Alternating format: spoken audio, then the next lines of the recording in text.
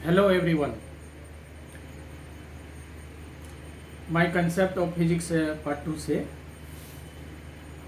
और question for short answer page number 163 question number 2 discuss करने जा रहा हूँ। क्वेश्चन है as C is equal to 1/v/q box में है और can you say that the capacitance C is proportional to the charge q। ये क्वेश्चन है। क्वेश्चन ये कह रहा है सी कैपेसिटेंस जो किसी कंडक्टर का होता है, थोड़ा इसको हम इनिशियल डिस्कशन कर रहे हैं। मान लीजिए सपोज दैट ये कोई कंडक्टर है और कंडक्टर को हमने कुछ अमाउंट ऑफ चार्ज दिया और amount of charge given to the conductor है Q और इनके कारण इनके सरफेस पे जो पोटेंशियल डेवलप हुआ चार्ज देने के कारण, तो ये Q और V में एक डायरेक्ट रिलेशन होता है अप टू ए लिमिट किसी भी कंडक्टर के लिए। Q डायरेक्टली प्रोपोर्शनल V का मतलब हुआ when Q will be doubled V will be doubled, Q will be tripled V will be tripled.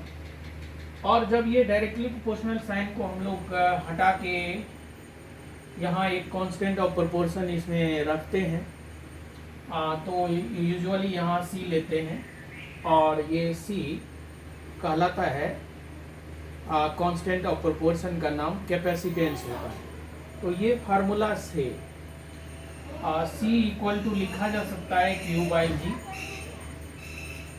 और जो कि इस क्वेश्चन में ऐसा लिखा हुआ है as C equal to Q/V can you say that capacitance C is proportional to the charge Q। क्या ये कैपेसिटेंस चार्ज Q के प्रोपोर्शनल होगा? तो यहाँ देखने से वर्चुअली अगर स्टूडेंट्स ऐसे समझ ले, क्यों नहीं हो सकता है, क्योंकि अगर हम इलेक्ट्रिकल पोटेंशियल को कांस्टेंट मान लें इनका, तो C डायरेक्टली प्रोपोर्शनल Q हो जाएगा। लेकिन इसमें एक बड़ा सोचने वाला पॉइंट है, जब हम चार्ज बनाएंगे V तो बढ़ेगा ही, V कांस्टेंट रहेगा नहीं। सो C डायरेक्टली प्रोपोर्शनल Q के इसमें तभी हो सकता है जब V कांस्टेंट रहे, लेकिन वो रहेगा नहीं। दूसरी बात, C कैपेसिटेंस का जो कैपेसिटर्स के केस में आगे जो आप पढ़ेंगे बहुत सारा फार्मूला होता है। जैसे पैरेलल प्लेट कैपेसिटर के लिए फार्मूला आता है ε0A/d। ये वाला एक्सप्रेशन में कहीं कोई चार्ज लिखा हुआ नहीं है। ये एक्सप्रेशन डायरेक्टली ये कह रहा है capacitance of a conductor depends on ε0 means permittivity of the surrounding medium, area of the surface and D हुआ प्लेट का सेपरेशन कैपेसिटर के केस में है। तो ये वाला फार्मूला में कहीं कोई चार्ज नहीं आया है, इसीलिए कि C directly proportional to Q ये जो क्वेश्चन कह रहा है कि कहना सही रहेगा, तो आंसर है नो इनका, ये क्वेश्चन का। चलिए एक हम लोग टाइम है अभी तो एक नेक्स्ट क्वेश्चन भी इनमें डिस्कस कर लेते हैं इसी पेज नंबर से। पेज नंबर 163 का नेक्स्ट क्वेश्चन, ये concept of physics S C Verma part 2 से लिया गया है।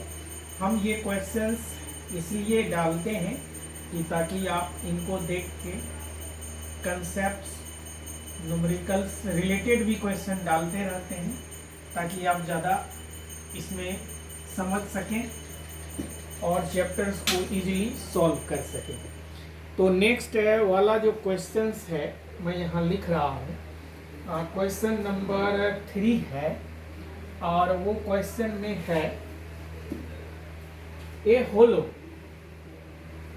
Hollow metal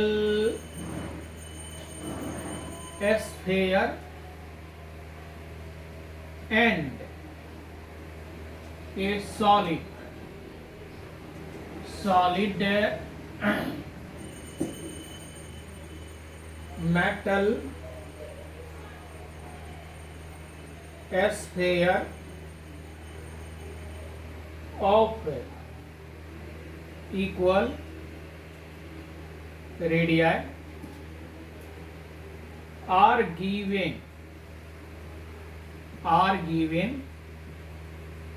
equal charges which of the two will have higher potential। ये क्वेश्चन है। क्वेश्चन इसमें ये कह रहा है एक होलो मेटल स्फीयर है, एक सॉलिड मेटल स्फीयर है, दोनों का रेडियस इक्वल है। चलिए हम यहाँ पर एक ये मेटल स्फीयर लिए जो होलो है, मीन्स अंदर मटेरियल नहीं है, इनका रेडियस हमने कंसिडर किया r है।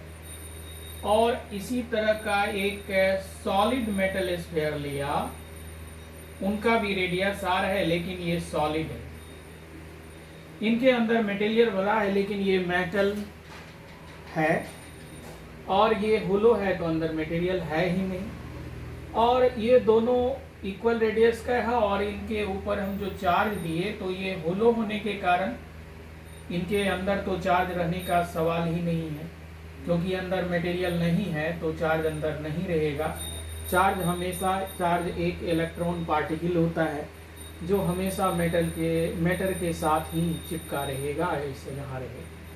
लेकिन ये सॉलिड में मेटल स्फीयर है, लेकिन इनके अंदर हम जो चार्ज डालेंगे, अंदर डालने का मतलब यहाँ से इलेक्ट्रॉन निकाल के जैसे डालेंगे, तो ये दोनों चार्ज रिपल्सन के कारण यहाँ नहीं रहेगा, ये चार्ज भी आपके सरफेस पे फैल जाएगा। हालांकि अंदर मटेरियल है, मटेरियल को कैपेसिटी है चार्ज होल्ड करने का, लेकिन नहीं रहने का कारण क्या है कि यहाँ पर पॉजिटिव में रिपल्सन होगा, रिपल्सन के कारण सरफेस तक ये आ जाएगा इजीली, क्योंकि ये मेटल है और मेटल के अंदर एक गुण है चार्ज को कंडक्ट कराने का, तो चार्ज ये भेज देगा यहाँ।